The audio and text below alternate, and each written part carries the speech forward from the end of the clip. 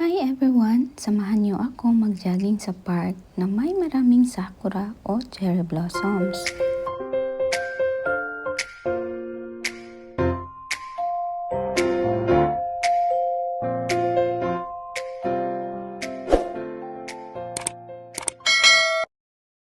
Maaga akong gumising ngayong araw. Nag-alarm ako ng 6 o'clock at nagbihis, tsaka naglakad at wala pang alas 7 ng umaga ay nandito na ako sa park. May iilan na rin na mga tao na nagja-jogging or naglalakad-lakad dito sa park. At yung iba naman ay dumaraan na nakabisikleta papunta sa kanilang trabaho. Bago ako nagsimulang mag-jogging, ay tumingin muna ako dito sa puno ng cherry blossoms. Lucky ako today kasi may bulaklak pa. Nitong mga nakaraang araw kasi panay ang ulan at ang lakas pa ng hangin kaya naglalagas na ang mga bulaklak nito. Sinimulan ko na tumakbo. Papunta pa lang ako sa park ay paunti-unting tumatakbo na ako. Namiss ko rin kasi mag-jogging. Dati, ginagawa ko rin to mag-isa kapag sinipag akong gumising ng umaga. Kaya ganda ng panahon ngayong araw. Maaga pa kasi kaya medyo malamig pa ang simoy ng hangin ngayon. May nakita din akong dandelion sa paligid. Paborito to ng anak ko. Gusto niyang hinihipan ito. Kaya pinitas ko at tinry ko ding ihipan ito. Nakakatuwa lang kasi gamot din daw itong dandelion. Pero hindi ko pa nasubukan. Sa dami pa naman ng cherry blossoms ay mapapahinto ka talaga. Pero madalas talaga sa bahay lang ako nag-workout. Sa dinadaanan ko ay puro cherry blossoms kaya talaga mapapatingin ka talaga sa paligid. Hindi ko maiwasan na kumuha ng larawan. Kahit naman kasi naglalagas na ang mga bulaklak nito ay ang ganda pa rin tingnan. Parang umuulan ng cherry blossoms kung titingnan. O di kaya parang nag-snow ng mga sakura or cherry blossoms.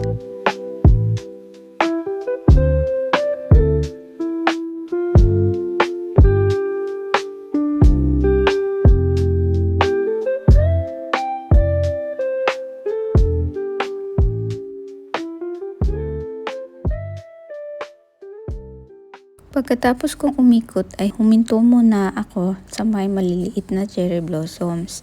Sinusulit ko habang wala pang masyadong tao.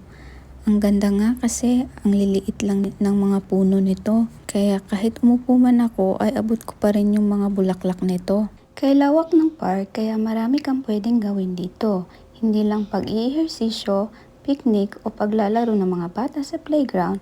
Minsan, yung iba, kapag pumupunta dito, minsan may nakikita ako nagbabasa ng libro, gumagawa ng trabaho sa laptop, o di kaya yung iba natutulog sa may bench ng park, lalo na kapag maaga pa. Kaya masasabi ko rin sa lugar na ito na sobrang peaceful. Pag ganito rin na cherry blossom season sa Japan, madami ka rin makikita na iba't ibang pagkain na gawa sa cherry blossoms, lalo na pag mga sweets, o di kaya mga inumin na ang main ingredient ay cherry blossoms. Siyempre, masasarap din ang mga natikman ko na pagkain. Seasonal lang kasi kaya dapat talagang subukan. Upo muna ako dito saglit para ma-relax naman yung paa ko sa kakatakbo. Minsan kapag tumitingin ako o lumalapit ako sa puno ng cherry blossoms, ay talagang nag-iingat ako kasi ang dami ding bubuyog na makikita mo sa puno. Ang sakit kaya makagat ng bubuyog. Napaka-romantic din dito mag-picnic kasama jowa mo. At kapag humangin pa, ang ganda ng effects ng mga naglalagas na dahon sabay pasok ng romantic na kanta. Maganda din kapag mga friends mo kasama mo with mandatory TikTok kasi ang ganda ng sakura sa paligid sabay chismis ng mga marites, charis. O di kaya with family, ganda din dito family pictures kasi di na talaga filter ito, totoo na. Totoong sakura na or cherry blossoms ang makikita mo sa paligid. Tapos mag-enjoy pa mga kids ito kasi nga may playground sa gitna. Daming pwedeng gawin kahit magpatintero dito ang mga bata ay pwede. Meron din ako minsan nakikita na nagsusuot ng kimono Maganda din kasi ang cherry blossom season for pictorial, lalo na yung mga ikakasal. Ang ganda dito mag-prenup, hindi lang yun. Yung iba kapag nagtatapos or magtatapos rin sa pag-aaral, maganda din ang sakura season, pang pictorial. Ceremony pictorial ng mga bata kapag magsisimula na sila sa school. Kaya malaking parte na rin ng buhay ng mga karamihan ang sakura. Dahil ito ay mas nagbibigay kulay at kasiyahan sa mga tao. Nung bago pa lang namumukat ka dito mga cherry blossoms, marami pa akong nakikita na kulay hot pink na mga cherry blossoms. Sobrang ganda din noon pagmasdan. Like, grabe, paano yung ginawa? Ngayon, mga light pink at puti na lang yung naiwan. Habang ini-enjoy ko ang pagkuha ng video at larawan, meron ding mga kalapating na naglalakad sa harapan ko. Ang cute nga nila tingnan, para silang nagde-date, charis. Woo! Sana all. Ay, sobrang nakaka-relax. Hindi nakakasawang tingnan all day ang mga cherry blossoms. Feel ko magiging giraffe ako nito sa kakatingala. Ewan ko ba, di ko maiwasang tumingin sa taas. Okay lang para tumaas-taas naman kahit leeg ko. Wala na akong pag-asa sa height eh. Charis. Kahit nakaupo lang ako, ang lapit lang ng mga sakura sa akin. Abot kamay ko lang ang bulaklak. Feeling ko parang pinapayungan nila ako. Feeling lang naman eh.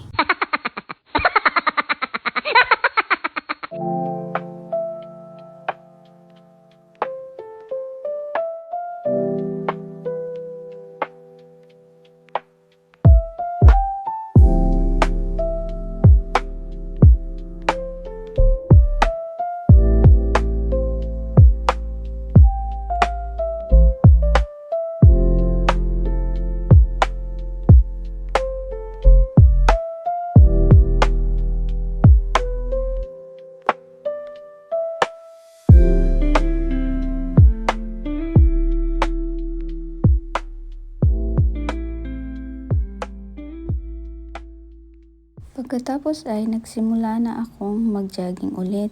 This time pumunta ako sa tulay at tumawid sa kabila para malawak ang tatakbuhan ko.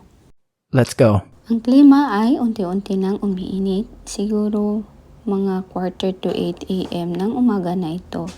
Kaya dapat ko nang bilisan, baka hinahanap na ako ng anak ko. Ang sarap din pala gumising ng maaga pag ganitong maganda ang panahon sa labas.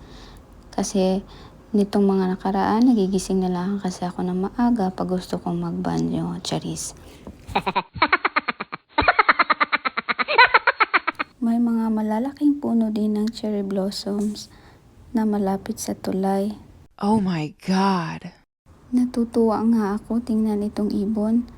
Nakakatuwa lang sa pakiramdam na makakita ka ng ibon na malaya, yung hindi lang sa zoo mo makikita. Enjoy na enjoy siya sa pagtuka sa cherry blossoms. Sarap na sarap siguro siya sa bulaklak ng cherry blossoms. Kasi kahit tao nga ay gumagawa pa ng pagkain gawa sa cherry blossoms, ano pa kaya ang mga ibon? Organic na talaga yung kinakain nila. Tsaka sanay na ang mga ibon, hindi sila natatakot kahit may mga tao pa na malapit sa kanila. Maraming ibon din ang makikita mo sa park, lalo na mga uwak. Swerte na siguro kung makakita pa ako ng pugad ng ibon na may mga anak ng ibon din or mga baby birds din sa loob ng pugad. Pagkatawid ko sa tulay ay lumiko lang ako dito sa kanang bahagi ng tulay kasi medyo malapit lang sa park. Dito kasi sa kaliwang bahagi ay malayo na sa park, pero kahit saan may mga sakura pa rin na madadaanan mo. Wow. Tsaka wala kang makikitang basura na lumulutang sa mga ilog o sa kanal man, o di kaya sa mga daraanan, wala kang makikita mga plastic na nakatapon. Siguro naman may maintenance din itong park kahit papaano. Tsaka yung mga tao din dito hindi basta-basta nagtatapon ng basura. Yes. At nag-jogging na naman ulit ako. Halos mag-iisang oras din ako nagja-jogging. Ramdam ko na kasi sumasakit na ang paa ko. Pero laban Japan pa rin, minsan lang ako sipagin mag-jogging. Try ko ulit to pag di ako busy. Let's go. May nadaanan rin akong ibang tanim na bulaklak. Ang cute kasi makukulay at parang mga may disenyo pa yung iba. Wow. Sarap din siguro magdala dito ng sketchpad. Hindi lang halata pero pawisan na ako dyan lalo na sa likod ko. Oh. Pag hinahabol ko yung hininga ko ay naglalakad lang ako. Mas makikita ko na malinaw ang sakura. Akala ko itong punong ito ay hindi sakura kasi puti tsaka maliliit pa yung mga bulaklak na at yung dahon naman ay malalaki. Napansin ko may gumagalaw sa loob at saka may nakita na naman akong ibon kaya huminto ako para kunan ito ng video. Ang sarap kasi pag masdan tsaka yung huni nila nakaka-relax sa tenga. Tapos tinry ko na naman tumakbo sa gitna pabalik-balik. Very safe naman kasi sa Japan kahit maiwan mo gamit mo. Kasi dati nawala na rin ako ng iPhone sa isang playground pero naibalik sa akin ng mga bata. Kaya very thankful din ako kasi nandito ako sa safe place. Pero pag sa ibang lugar yun, siguro hindi na maibabalik talaga. Mababait din kasi mga tao rin dito. Wow! Yung kaninang dalawang kalapati ay nagtawag na ng tropa kaya dumami na sila. Ika nga, the more the merrier.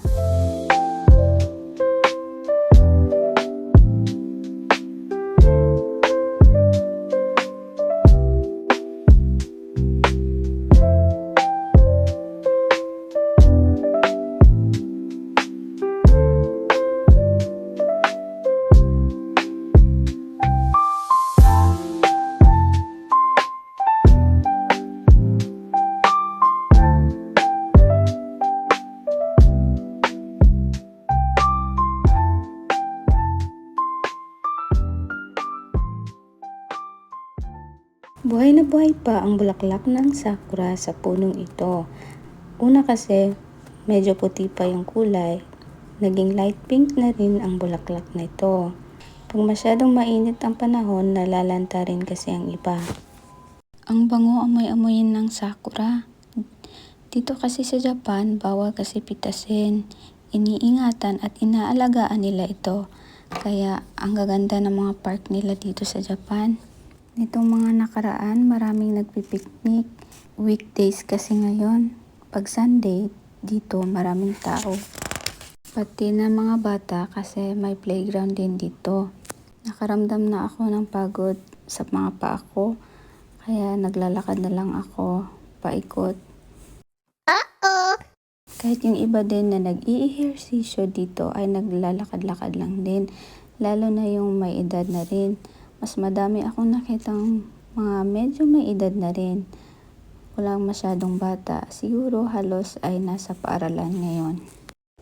Ang tahimik pa rin ng lugar kahit matagal-tagal na akong nandito na nag-i-ehersisyo. Kahit may mga malapit din na paaralan dito ay hindi maingay. Isa din kasi sa rule nila dito ang bawal mag-ingay. Kahit sa loob ng mga tahanan ay bawal. Nakakadisturbo din kasi sa iba. Marami ka talagang mga bagong matutunan kapag dito ka na nakatira. Yes. Nakaramdam na rin ako ng uhaw, buti na lang may vending machine. Dito very convenient talaga. Meron din naman sila dito na parang drinking fountain or yung sa gripo lang pero naiinom. Pagkatapos ay naghanap lang ako ng mauupuan ko. 1.5 din ako nagja-jogging kaya para na akong lantang gulay. Buti na lang ang ganda ng paligid tsaka ng cherry blossoms. Na-energize pa rin ako kahit papaano. Nakakita na rin ako ng mauupuan at sakto maraming cherry blossom sa likuran ko. Ang sarap ng simoy ng hangin at ang sarap pa sa mata ng tanawin.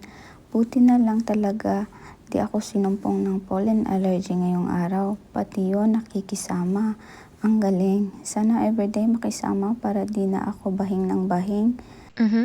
Yun yung kalaban ko kasi pag during spring.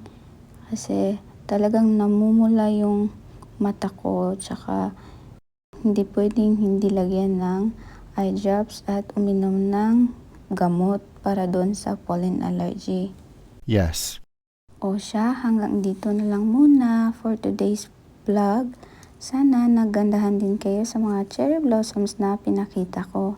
Salamat sa panunood. And don't forget to subscribe to my channel, Janice Cham Vlog. Like and don't forget to comment down below. Matane!